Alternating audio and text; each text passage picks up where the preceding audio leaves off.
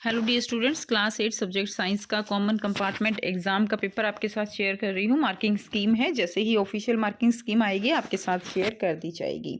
ठीक है। एंड तो ये क्वेश्चन पेपर है मैक्सिमम मार्क्स 60, जिसमें से आपको 20 मार्क्स पास होने के लिए चाहिए ही चाहिए।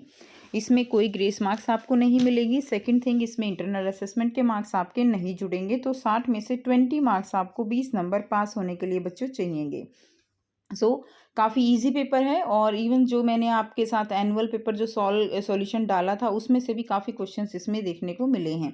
तो फर्स्ट जो क्वेश्चन है आपका यहाँ पर उत्तर जो है निर्देशानुसार दीजिए। तो टाइफाइड और क्षयरोग बैक्टीरिया के कारण होता है। पेट्रोलियम होता है गहरे रंग का अप्रिय गंध वाला तेलीय द्रव। टेडपोल का वयस्क मेढक में परिवर्तन क्या कहलाता है? कायांतरण। ध्वनि निर्वात में संचारित नहीं हो सकती। कोक का इस्तेमाल स्टील को बनाने में होता है। सही है। ठीक है, अगला क्वेश्चन भी आपका सही हो जाएगा। खरीफ फसल के दो उदाहरण धान और मक्का सही है। मिट्टी की संरचना को सुधारने के लिए खाद सहायक होते हैं, तो ये भी सही है। उसके बाद 9th क्वेश्चन दिया गया है, इसमें बल्ब ना जलने का कारण बताना है। तो इसके अंदर जो ये बैटरी लगाई गई है, ये ठीक तरीके से नहीं लगाई गई है। उसके बाद नेक्स्ट क्वेश्चन देखिए, ये इंग्लिश मीडियम सेक्शन में है बच्चों। तो इंग्लिश मीडियम में आप देख सकते हो, typhoid and tuberculosis are caused by bacteria. Petroleum अगले का हो जाएगा, इसका मेटामॉर्फोसिस हो जाएगा। Sound can not travel through vacuum. Coke is used in the manufacture of steel. तो ये चारों जो है आपके आंसर ट्रू हो जाएंगे। ठीक है, 6th भी, 7th भी और 8th भी। उसके बाद इसमें जो है सेल्स वो प्रॉपरली यहाँ पर जो है वर्क फंक्शन नहीं कर रहे, ठीक से नहीं कनेक्ट किए गए हैं।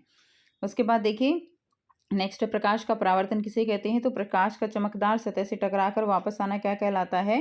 परावर्तन कहलाता है। अंडप्रचक जंतुओं के नाम मुर्गी मछली लिख देंगे आप। दाब को परिभाषित करना है तो बल बटे क्षेत्रफल होता है, यानी ठीक है, एकांक क्षेत्रफल पर लगाया जाने वाला बल क्या कहलाता है? दाब कहलाता है। उसके बाद है खंड ख में, सूर्य जल एवं वायु को ऊर्जा के अक्षय प्राकृतिक संसाधन क्यों कहते हैं? क्योंकि ये जो है किसमें है? असीमित मात्रा में है। ध्वनि की कौन सी दो विशेषताएं हैं जो ध्वनि की प्रबलता और तारत्व को निर्धारित करती हैं? तो आयाम और आवृत्ति हो जाएगा। उसके बाद है, एक विद्युत कर्मी जब भी विद्युत के उपकरणों की मरम्मत करता है तो रबड़ के दस्ताने और रबड़ के चप्पल पे क्यों पहनता है? तो क्योंकि ये विद्युत रोधी है, करंट नहीं लगेगा। बाह्य निषेचन और आंतरिक निषेचन में अंतर बताना है। तो बाह्य निषेचन जो शरीर से बाहर होता है और आंतरिक निषेचन जो अंदर होता है। तो फिश और फ्रॉग इसके एग्जाम्पल हो जाएंगे। काउ बफलो जो है आंतरिक की एग्जाम्पल हो जाएंगे। अमीबा में द्विखंडन को दर्शाना है। तो बहुत ही ईजिली आप अमीबा में क्या दिखा सकते हो? द्विखंडन दिखा सकते हो। ठीक है, 2 सेल्स इस तरह से बना के, और ऐसे आपको इसको दिखाना था। उसके बाद अब मानव मादा जनन तंत्र का नामांकित चित्र बनाइए। तो बेटा ये बिल्कुल डायरेक्ट क्वेश्चन है, मादा जनन तंत्र का चित्र आपको यहाँ पर बनाना था। What is the reflection of light? Light का रिफ्लेक्शन क्या है? टू ओविपेरस एनिमल क्या है? ठीक है। उसके बाद प्रेशर को डिफाइन करना था, यानी प्रेशर क्या है? Force upon area. Sun, water, air exhaustible inexhaustible resources क्यों है? क्योंकि ये अनलिमिटेड क्वांटिटी में प्रेजेंट हैं। Which two properties of sound determine the loudness? And loudness को एम्पलीट्यूड करेगा, पिच को जो है फ्रीक्वेंसी करेगी। नेक्स्ट क्वेश्चन नंबर 4 है कि रबर ग्लव्स उसके स्लीपर क्यों पहनते हैं? ताकि करंट ना लगे। ठीक है। State the difference between external and internal fertilization. External और इंटरनल फर्टिलाइजेशन, ये एनुअल पेपर में भी क्वेश्चन आया हुआ था आपका। एक्सटर्नल फर्टिलाइजेशन क्या होता है? जो बॉडी से बाहर आउटसाइड द बॉडी होता है। इंटरनल जो इनसाइड द बॉडी होता है। तो काउ बफलो इंटरनल के एग्जाम्पल हो जाएंगे, और फिश फ्रॉग जो है एक्सटर्नल के हो जाएंगे। इसमें अमीबा का डायग्राम बनाना था और फीमेल रिप्रोडक्टिव सिस्टम बनाना था क्वेश्चन नंबर 6 में।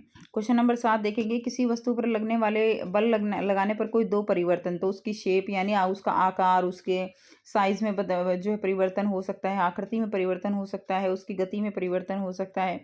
संपर्क में रखी हुई किन्हीं दो वस्तुओं के बीच किस प्रकार का बल लगता है, और इस बल के द्वारा वस्तु की स्थिति में क्या परिवर्तन हो सकते हैं? तो आकार, आकृति, गति में परिवर्तन हो सकता है। अगला है, पेट्रोलियम के किन्हीं 3 घटकों के नाम और उनके उपयोग लिखने हैं। तो पेट्रोलियम के 3 घटक कौन से होंगे? LPG, kerosene, paraffin, wax. 3 घटक हो जाएंगे, इनके उपयोग लिख सकते हो। एलपीजी जो है फ्यूल की तरह काम करती है। केरोसिन भी ये लैंप में यूज़ किया जाता है और ईंधन के रूप में काम करता है। इसी तरह वैक्स भी आप लिख सकते हो। इजी क्वेश्चन था। श्रव्य और अश्रव्य ध्वनियाँ किन्हें कहते हैं? इनकी आवृत्ति भी बताइए।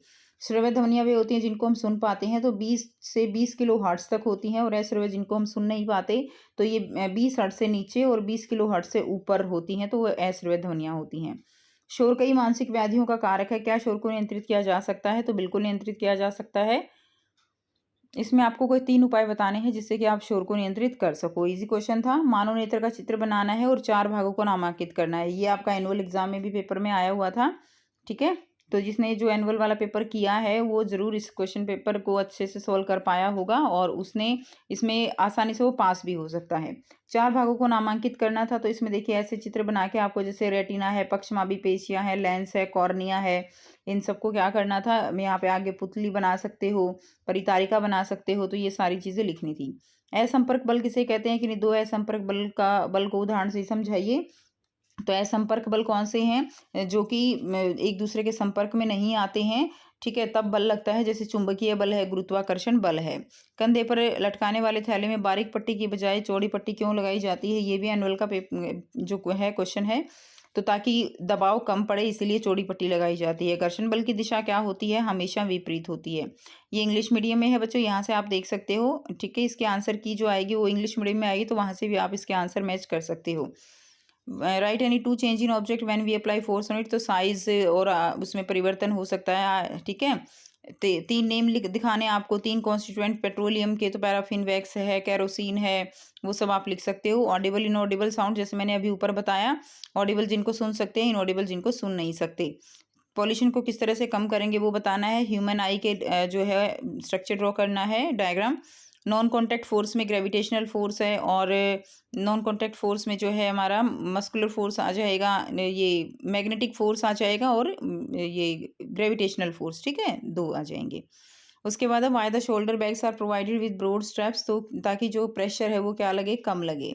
What is the direction of force of friction, तो डायरेक्शन क्या हो जाएगी, ऑपोजिट हो जाएगी। डायरेक्शन क्या होगी, ऑपोजिट होगी। उसके बाद देखिए खंड ग है, इसके अंदर आपको मिलान करना था, तो मादा एनाफिलीज किससे करेंगे, मलेरिया। मादा एनाफिलीज किससे होती है, मलेरिया से। मादा एडीज से कौन सा जो डिजीज होती है, डेंगू हो जाता है। यीस्ट क्या है, ब्रेड के लिए। लैक्टोबैसिलस दही को जमाता है। राइजोबियम नाइट्रोजन स्थिरीकरण करता है। विषाणु एड्स कॉज करता है।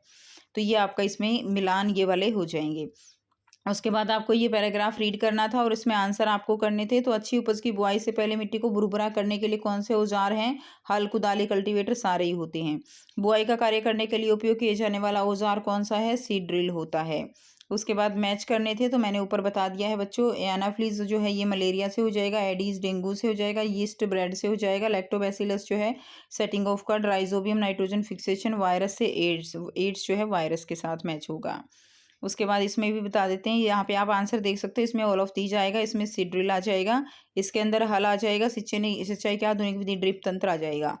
14 में विद्युत धारा का बंद मार्ग क्या कहलाता है, परिपथ कहलाता है। जब परिपथ पूर्ण होगा तो बल्ब दीप्त होगा। स्विचक युक्ति है, तो इसमें आ जाएगा ऑन आ जाएगा। तो यहाँ पे देख सकते हो प्लॉट, ड्रिप इरिगेशन हो जाएगा इंग्लिश मीडियम में, यहाँ सर्किट और ग्लो और ऑन। उसके बाद है क्वेश्चन, एक विद्युत परिपथ में विद्युत धारा का स्रोत क्या होता है। विद्युत धारा का स्रोत क्या होता है बच्चों, बैटरी होता है। उसके बाद प्रकाश जो है एक प्रकार की क्या है, प्रकाश एक प्रकार की ऊर्जा है।